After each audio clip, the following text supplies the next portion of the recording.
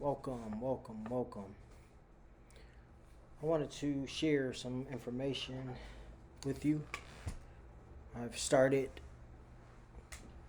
my business here, F.B.I. Angels, LLC, Federal Bureau of Investigation Angels. Um, and I want to discuss with you my mission and vision for this company, if you'll bear with me. So, FBI Angels, Federal Bureau of Investigation Angels, FBI Angels mission and vision. FBI Angels is a limited liability company committed to holding government officials accountable to the laws of the United States Constitution while empowering the people through education, activism, and community engagement to bring solutions to our daily problems, even if that means amending laws or statutes. Definitely. I want to get into some changing of these laws and policies because what the government tends to do is put policy above law. And that can never be. That should never be. And we need to change it. We need to hold our leaders accountable, public servants accountable to the Constitution, to the laws, and put their policies below. Let those policies bow and bend to the law, which it was supposed to in the first place. Our vision and statement. It says, we envision a nation where every citizen is informed, empowered, and actively engaged in ensuring that the government remains transparent, accountable, and a true representative of the people. And I need I need your help with this business, like any other business. We are accepting donations. We are accepting funds. We need your help, support in every which way possible. I'm looking for people to join this company. I know this is not an alliance, but still we have a say-so. Still we have a voice. And I would really like to get to the point where we add members or a membership, add members to this business so that we can endorse politicians and endorse different people we would want to see in office and vote them in. And but not just putting people in positions. We want to be able to control the narrative as best as we know how, as best as we can. Being activists, true activists, going before leaders, discussing solutions to the various problems that we see around us. We have to be the voice of the people. Like they say, be the person that you want to see.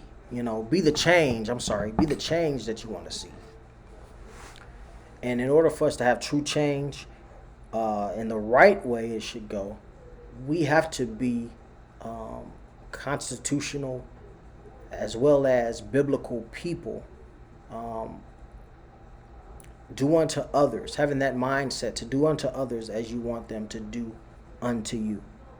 So I need you guys to really help me by joining in with me, being included, participating. And I want to have future meetings on Zoom where we can discuss things, even to get you out of your situations. A lot of people are struggling with debt, are still maybe incarcerated, maybe just have troubles and burdens, financial institutions and debtors trying to collect off all on you and on your family. And maybe you're going through an eviction. Maybe uh, the things that's not looking right, and we're living in a city that there is available help, and a lot of people don't know where they can get the help for the repairs for their home, or the help to um, get them out of trouble. You know, you've got a court case coming up. You're in the right, and the court is in the wrong. How do you get out of that, right? You need legal advice. A lot of places won't give you legal advice because they say you're not lawyers or this, that, and the other. But I can explain to you what the law actually says about that. And we can go over that so that we can be um, legal minded, righteous minded, independent uh, in cases to know. We'll know the truth, right? Even the Bible says we will know the truth, and the truth will make you free if you let it. So please, I'm going to be having Zoom meetings. I want you to join in. Um, Weekly Zoom meetings. Um, Please, this is a very important time period.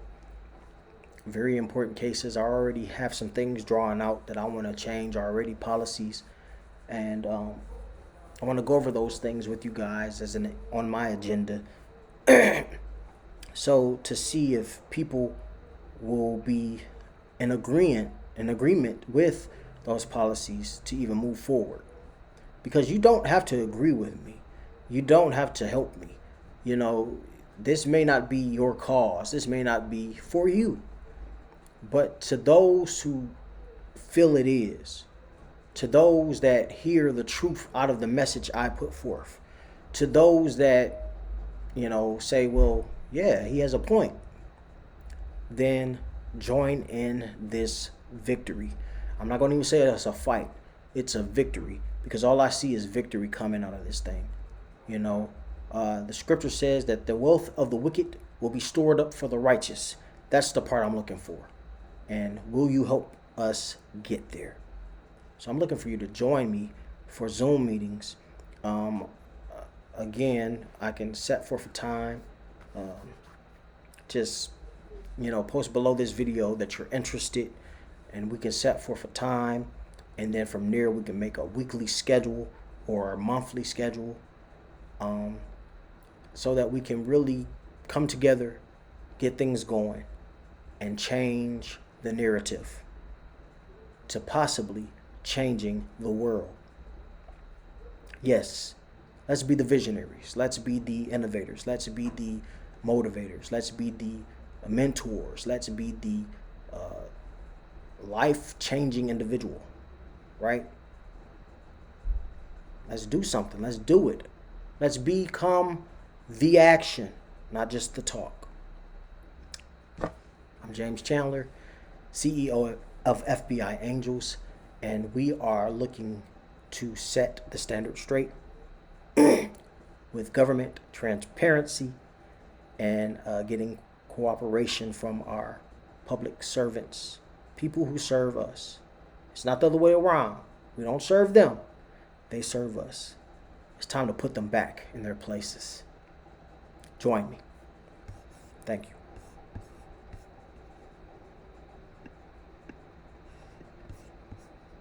And with that being said, I want to share my screen real quick because on the agenda, this is one of the things I would like to be talking about.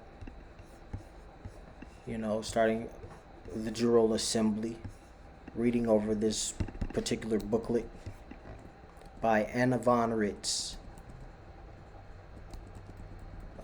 That's one agenda, right? And I'm not saying that everybody will be even interested in that, but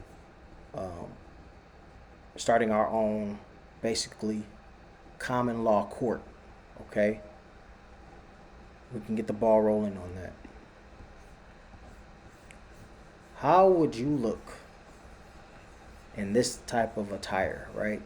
Being male or female, right? General Assembly, right? Under F.B.I. Angels. One part of the agenda.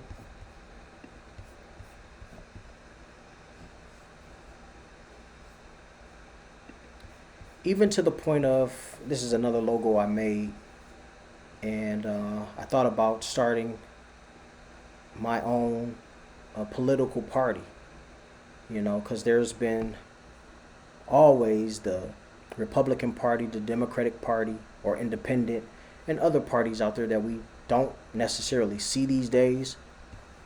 But this will be a new one: the United Sovereignty Party, USP, United Sovereignty Party. Sovereign citizens, sovereign nationals or state nationals, right? Um, we're strictly constitutional, and we feel that we don't need to be hindered by policies that man has made or our public servants has made to get whatever they trying to get out the system and hold us as captives to the system to keep us being dependent on them, right? This was another standard and thought had set in place. I saw this and I had to share it. We need a law called the Donald J. Trump Act that makes it clear that a sitting president can be indicted for crimes. By naming the law after Trump, it will remind people for generations to come of Trump's corruption and ensure the name Trump will forever be associated with criminality. Right? Now, some people may be in agreement with Trump. Now, I'm not saying all the things he's doing is bad. Some of it is good. But however, we have seen some narcissistic traits within this president. But off that subject, I want to show you this video. Please watch. In the 1960s, black students in Mississippi scored higher than white students on state exams. So the state rewrote the test to make sure it wouldn't happen again. They couldn't accept that black kids were smarter, so they rigged the system. This is documented. Keep watching. In 1965, several black schools in Mississippi outperformed white schools on standardized state tests. Black students scored higher in math, reading, and science despite having fewer resources, older textbooks, and overcrowded classrooms. White parents and school boards panicked. The next year, Mississippi rewrote the standardized test, adding questions that required knowledge only taught in white schools. They included references to European history, classical literature, and advanced sciences that black schools didn't have funding to teach. The new test ensured white students would score higher. It worked. Black students' scores dropped, not because they were less intelligent, but because the test was designed to exclude their knowledge. This tactic spread nationwide. Standardized tests became tools to justify inequality, not measure ability. Today, the SAT and other standardized tests still reflect this legacy, favoring students from wealthy, predominantly white schools. Send this to every teacher you know. Type, "The tests are rigged," if this explains the achievement gap. Hit follow, because when black kids win, they change the rules. In the 1960s, blacks... Yep, so I had to share that. Because another aspect of what I'm fighting for, as I mentioned, my policies. I have 43 policies in this petition I put out, which will be like on a national level. I'm trying to get it there. Want to get it there. I want to get my voice heard with it. And I just recently sent 2 letters. One to the President of the United States, Donald Trump, and the other to the Speaker of the House, Mike Johnson, with the ballot proposal or the petition proposal, as well as some grievances that I feel that most of the citizens of Detroit, Michigan are dealing with. Of course, it's a Michigan call for help. Not necessarily as a help call like we need you guys to help us, but a help call as if we're hoping that you will help us. And if you don't feel that you need to help us, or if you don't want to help us, we'll consider that you are no helper to our people.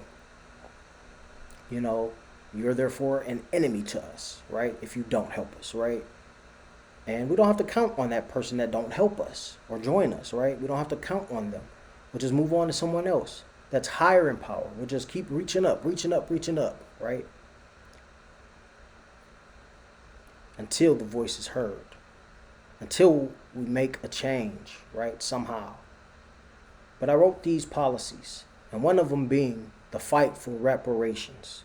Now, in that video, you seen, you know, the the wicked and the the games they play, even with testing to make a certain race look bad.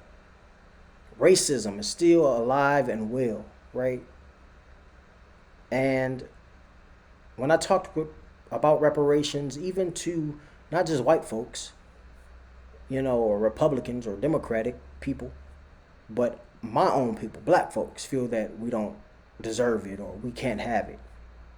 You know, most of the time they're in certain fields like police officers, black police officers. I've talked to one. No, once they get reparations, they're gonna start killing each other, right? Once they get reparations, they're gonna act a fool. No, we can't trust that. No, right? There's always the winners and then there's the losers. We got to keep the blacks at the bottom, the community. Been the goal all the time, right? And they feel that we don't have reparations, and reparations is old talk, and we shouldn't be talking about it. But how often do they show that racist Confederate flag, right? How often do they talk about the Civil War, right? How often do they talk about what about the other races that they helped, right? The Jews, so-called Jews, right? The Arabs taking over the gas stations and stores. They're lighting up Detroit, taking over the city, owning things, being owners. And we're the borrowers. We're the ones just coming and begging for bread. And we shouldn't be begging for bread, right?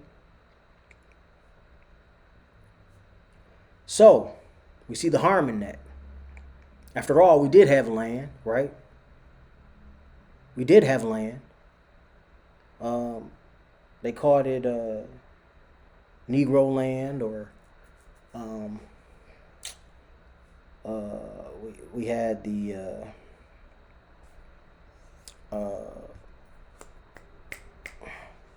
hold on. We had the y'all already know what we had, right? Rosewood. We see what happened with Rosewood, right? We see what happened with Black Wall Street, right? Even when it came to our own aircraft situation, right? The Tuskegee Airmen, just because they were black, right? They were pumped with syphilis, right? Slavery. If we talk about slavery, they don't want us to talk about slavery, right? Right? So from the land that these people took, keeping us from having better school books and testing periods and testing like we saw in that video, right? The burnt land, the stolen land, right? Constant stolen land. The killing of our people, the brutalities, the civil rights movement, right? Through that period. Racial, being killed by police brutality, right? We can just name it. And they say we don't deserve reparations. We shouldn't look, we shouldn't think, we shouldn't act on it. This is all the reasons why we need it. And it's not just money. Again, they stole our lands. And they're still claiming to it. A lot of the gold America has is from our lands. Not just land, but lands. Whether that be here in America, which is ours too, right? Or whether that be in Africa, right? Gold, oil, right? And they say we need America. Well, it seems like you've been chewing off of our resources all along. You apparently need us. You do need us, right? The city, the state, the world was built on our backs. And they say we don't need reparations. It's very ignorant of them, right? Very ignorant of them. And that's why you should join in the cause with me, join in on these Zooms, join in with me as we meet personally, events, demonstrations, whatever we have to do, right? And again, I've been writing to these people, the Senate. I've been putting in the work behind the scenes, right? I even ran as a write-in candidate for the 2025 past election for November 4th. I got 7 votes. I didn't win. I got 7 votes, but, you know, I did. I ran. I tried. City council. Because, first of all, we have to know locally, the city council controls our money. An all-black caucus. And again, not all skin folk are kinfolk. Because they've been, they've been giving away our money to other people, other states, other cities. And not our people that live here in Detroit. We have people that can paint and do a lot of things here. We should have most of those contracts. We should have all those contracts, not most of them, all of them. It should benefit Detroit residents.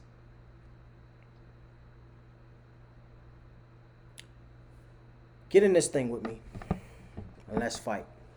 Let's work to achieve the goals set forth. Let's get the reparations.